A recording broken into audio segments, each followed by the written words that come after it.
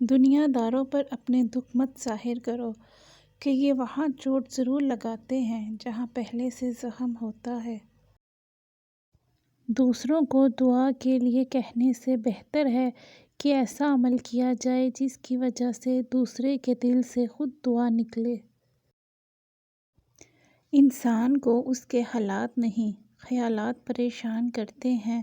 حالات تو وقت کے ساتھ بدلتے رہتے ہیں لیکن خیالات کو بدلنا آسان نہیں ہوتا۔ منہ میں زبان تو سب ہی رکھتے ہیں مگر کمال وہ کرتے ہیں جو اسے سنبھال کر رکھتے ہیں۔ آپ کسی کی عادت تو بدل سکتے ہیں مگر فطرت کبھی نہیں بدل سکتے۔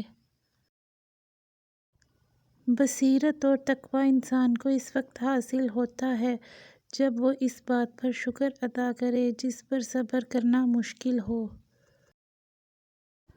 مکان ہاتھوں سے بنتے ہیں، گھر دلوں سے آباد ہوتے ہیں اور دل اللہ کے ذکر سے آباد ہوتے ہیں۔ یا اللہ دلوں کو آباد کر دے۔ اذان کی آواز پر ایک دکان بھی بند نہیں ہوتی اور ایک گولی کی آواز پر پوری مارکیٹ بند ہو جاتی ہے۔ موت کا خوف ہے لیکن جس کے ہاتھ میں موت ہے اس کا ڈر نہیں۔ نیت اور سوچ اچھی ہونی چاہیے، باتیں تو کوئی بھی اچھی کر سکتا ہے۔ مطلبی زمانہ ہے، نفرتوں کا قہر ہے، یہ دنیا دکھاتی شہد ہے مگر پلاتی زہر ہے۔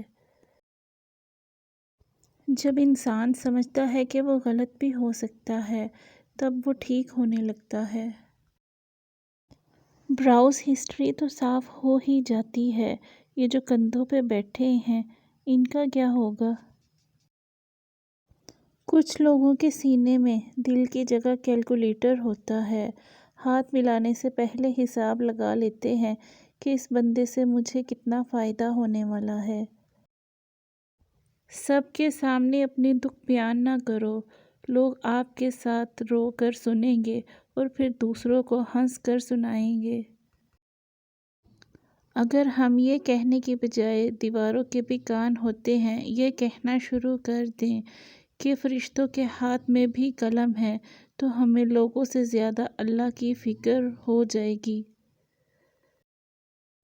ضروری نہیں ہر لکھے جانے والے لفظ پڑھنے والے کے معیار کے مطابق ہوں۔ لکھنے والا اپنی کیفیت جبکہ پڑھنے والا اپنی کیفیت میں ہوتا ہے۔ نصیب بے شک اللہ کے ہاتھ میں ہے مگر دعاؤں کا اختیار اس نے ہمیں دیا ہے اور دعائیں ہی تو ہیں جو تقدیر کو بدلنے کی طاقت رکھتی ہیں۔